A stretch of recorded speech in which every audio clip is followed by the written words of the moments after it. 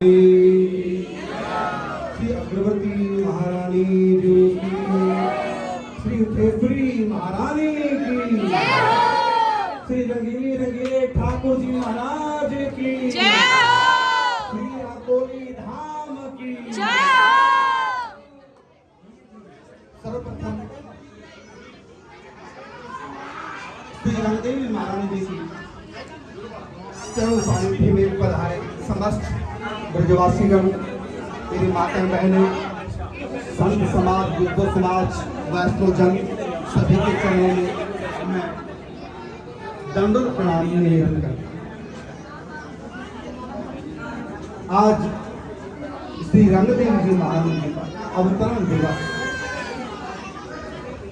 प्रेम का वितरण करने के लिए, निकुंज रस का वितरण करने के लिए श्री हमारी रंगदेवी महारानी जी श्री निम्बार्क भगवान के रूप में भी प्रकट है। रंगदेवी जी का मंदिर इस समय बहुत छोटा है, बहुत थोड़े लोग पधारे, लेकिन दर्शन करने में इतनी भीड़ दर्शन ही नहीं हो, मंदिर बहुत छोटा है। अब आप सब वैष्णव जनों के, ब्रजवासियों के सहयोग से एक विशाल श्री रंगदेवी महारानी जी का मंदिर बनने जा रहा है और ग्रामवासियों का इतना सहयोग रहा, मंदिर ही नहीं यहाँ और बहुत कुछ बनने जा रहा है। बिल्कुल, तो यहाँ मंदिर जो बनेगा वो महल नुमा बनेगा, महल के आकार का मंदिर,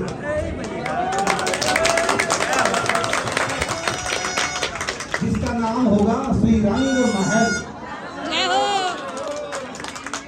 और बगल में जो सरोवर आप दर्शन कर रहे हैं, इस सरोवर का नाम श्री रंग सरोवर।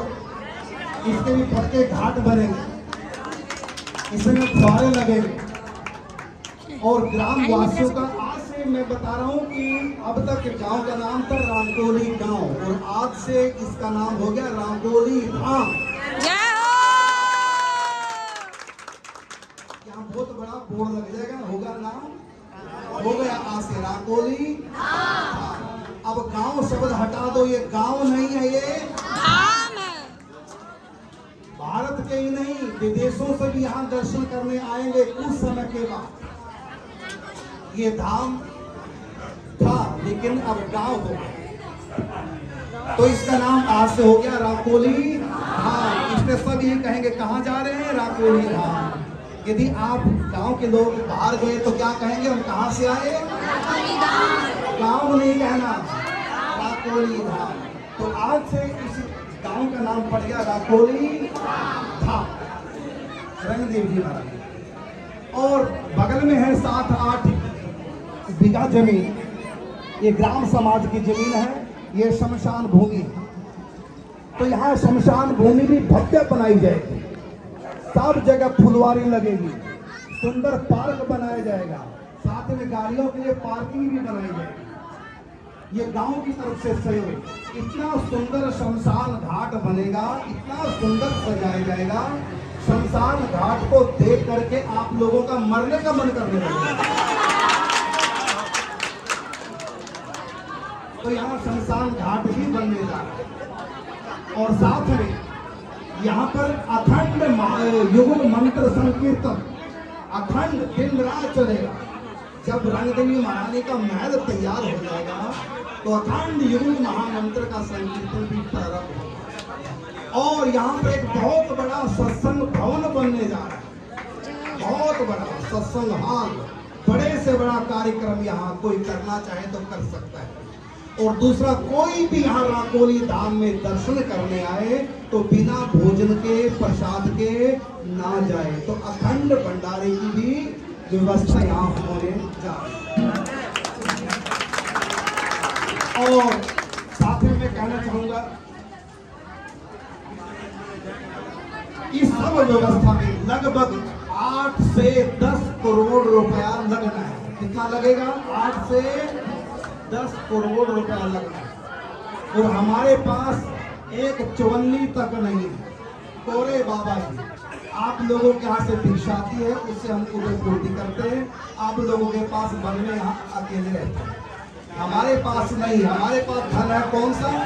साधुन का धन केवल भिक्षा। आप सब भक्तों से भिक्षा मांग करके ये सब कार्य कर रहे हैं। 108 कुटिया बनी, भिक्षा मांगी हमने, भिक्षा से 108 कुटिया बना दी, भिक्षा करके ही गोवर्धन में हॉस्पिटल बना दिया, और भिक्षा करके ही श्री निम्बार्क भगवान का जीवन चरित्र सीरियल के रूप में आप सबने देखा होगा। भक्तमाल गाथा सीरियल हमने बनाया भिक्षा से। अब भिक्षा से ही ये राकोली धाम बनने और सजने जा रहा है।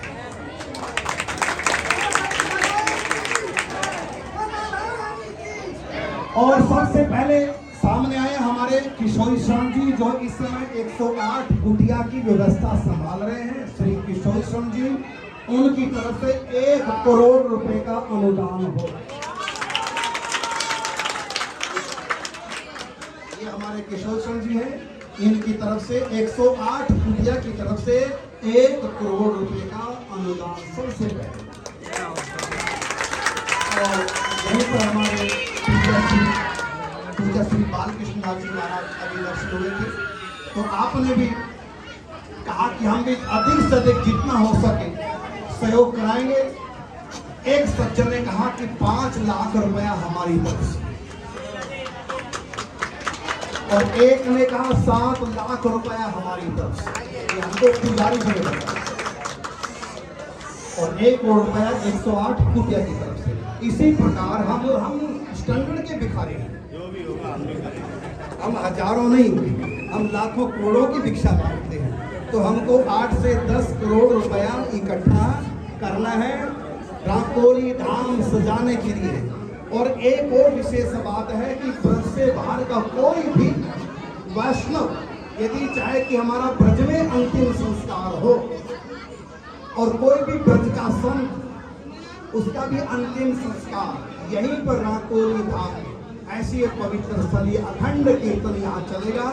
जो भी अपना अंतिम संस्कार चाहे, तो राधा कृष्ण परिवार नहीं बल्कि तो नई ट्रस्ट बनने जा रही है, उसकी तरफ से पूरी व्यवस्था होगी, बड़े सम्मान के साथ, शास्त्रीय विधि विधान के साथ उनका अंतिम संस्कार किया जाएगा। और जिसका भी यहाँ अंतिम संस्कार होगा, 1 दिन का मतलब 24 घंटे का अखंड संकीर्तन का पुण्य भी उनको प्रदान किया जाएगा।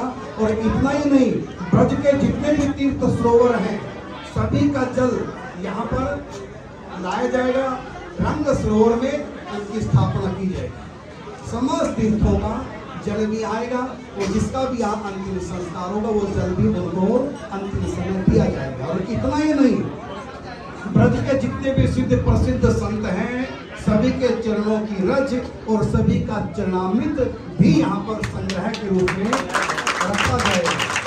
जिसका भी यहाँ अंतिम संस्कार होगा, समस्त संतों के चरणों का अमृत भी उनको ग्रहण कराया जाएगा, जिससे कि उनका अंतिम जन्म हो और सीधा निकुंज धाम की यात्रा। यहाँ से सीढ़ी लग रही है, राकोली धाम से सीढ़ी बनाई गई जो सीधा निकुंज धाम में पहुंचेगी।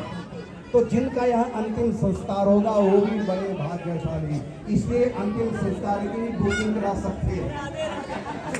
और जो ब्रज से बाहर के हैं उनके लिए स्पेशल व्यवस्था होगी, एक एम्बुलेंस उनके लिए होगी। कोई भी अपना अंतिम संस्कार कराना चाहेगा, यहाँ से राकोली धाम से एम्बुलेंस उनके घर तक पहुँचेगी, उनका अंतिम संस्कार यहाँ करेंगे।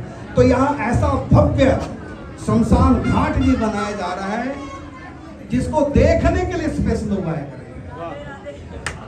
लोग शमशान से डरते हैं, लेकिन यहाँ का शमशान घाट ऐसा होगा जिसको देख करके नाचने का मन करेगा, गाने का मन करेगा। तो यहाँ इस प्रकार से सत्संग भवन बनने जा रहा है, बहुत विशाल सत्संग भवन। यहाँ बड़े बड़े महापुरुषों को बुला कर उनका सत्संग इस राकोली धाम में होगा। और इतना ही नहीं, और भी बहुत कुछ होने जा रहा है।